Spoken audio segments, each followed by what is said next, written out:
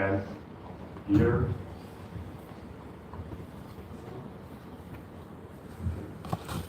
Yeah, now you can see it.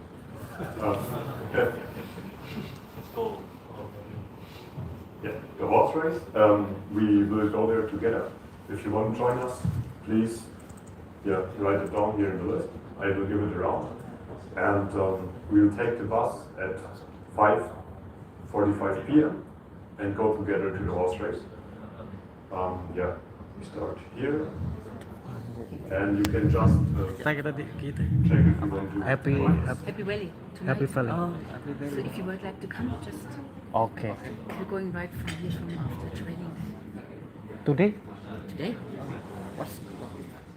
Yeah, we are leaving around almost after the training. Oh. So 5:45. I arranged the bus. So if you would like to come. You can, you can take a look at the horse race. You can also do some, how to say, you can not vote. How do you say? Play. Because you can put some money on certain races. Ah. So, yeah. I don't know how to do it, but we can Gambling. Somehow. Gamble. But it's just allowed small gambling. Oh. But maybe we win something. I don't know. And if you have any questions for the organization, Bukan. Gamble tuh or also Susan.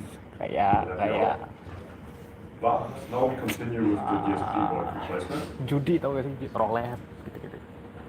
Ini tempatnya. And start Mantap ya. with some Pengalaman ya ikutlah, kita nggak pernah ke sini. Instagram loh, pasti. YouTube dong. How to replace the DSP board itself, how to adjust the new DSP board, and some troubleshooting. Which devices may require a DSP board replacement? It's only possible with Pentacam HR. And what's the DSP board doing? I mean, you all work with it already, and you know it right now. And it manages the communication between Pentacam and PC. So it's more or less the brain of the Pentacam. It's how I like to remember it. And on the rear side of the DSP board, you find the overview camera or the image camera. Yes. When do I have to replace a DSP board? Most of the time you have consistent communication problems, and the devices only recognize as bootloader in the device manager, then makes a sign that the DSP board itself is defective. And also if you have failures with the auto release, with the navigation system, maybe it's the reason because the camera chip on the DSP board is defective or has some other issues. And also back in time, the older DSP boards, we had some grayscale issues, so the quality was really bad. But we don't have this with the latest ones. And if you have some of those problems, then maybe it's a solution to replace the DSP board. But you can also contact us before, and we can advise you if it makes sense or not. First, the hardware image file stores all of the calibration data for each specific Pentacam.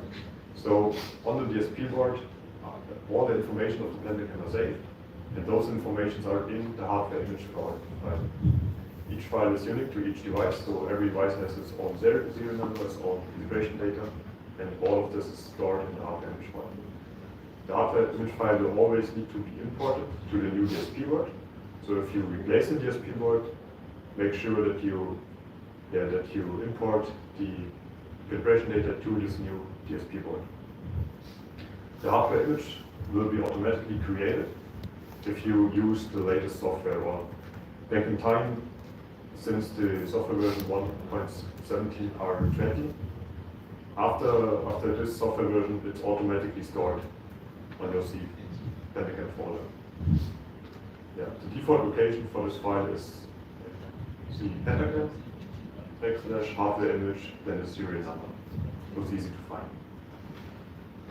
First of all, if you want to manually export the hardware image file, so you have a DSP board which is built inside Pentacam. You want to replace this DSP board, You have also the possibility to manually export the hardware image file. Open the latest Pentagon software version, then press F12 on the keyboard, like you've done this before, and choose the hardware image option over there to store it manually. Yeah. As always, be careful that you are grounded if you work with the device, with the board, otherwise you can damage them.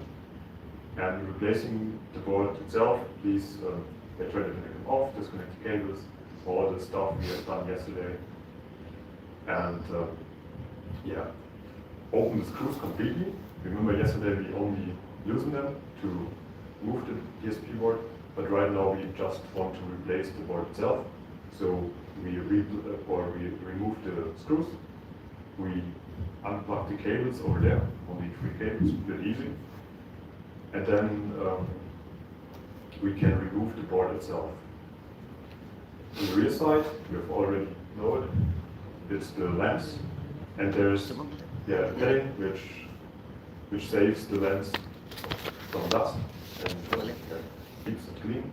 So make sure the padding is in position, especially when you replace the new DSP board, that the padding is not in the way of the camera chip or something like this.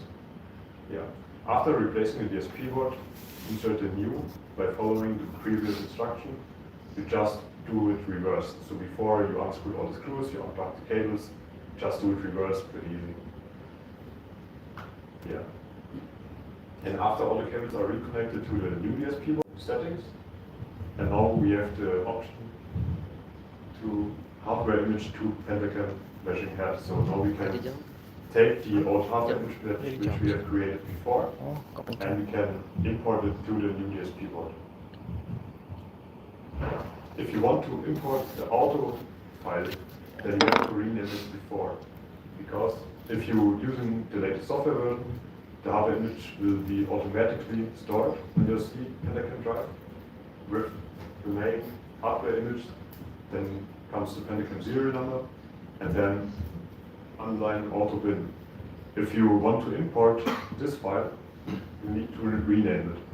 You need to delete those auto bin name over there, because otherwise you can't import it. Yeah. So how to adjust the DSP board is what we have done yesterday. You've all made it. And you can skip this part. Yeah. All the slits and get the values as close to 0 as possible. As close to 0 as possible, and try to keep it low. And the tolerance is plus minus 12, plus minus 3. Sorry. Yeah. Adjust it. And here are some part numbers. If you want to order a new DSP board, you can just contact your local export manager and get it. Yeah.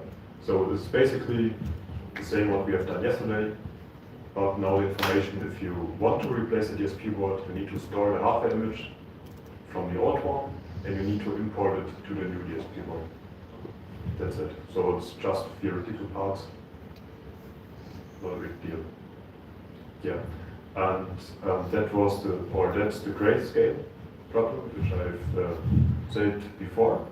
That back in time, the old DSP boards sometimes had bad quality images, and then it seems like this. So grayscale was very bad, and the iris image was bad. But nowadays, you don't find this in the field.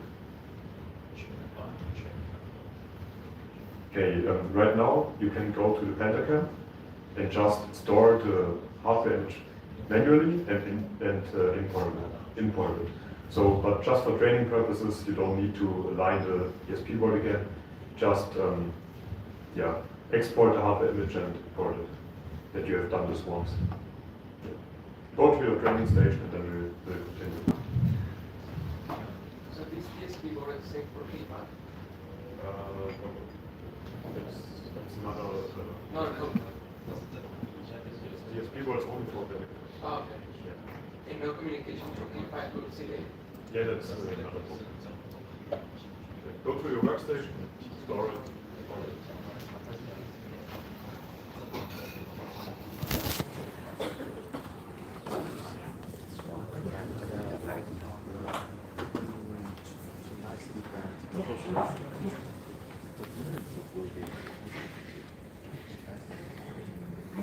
Stopnya gimana caranya? Are you want stop?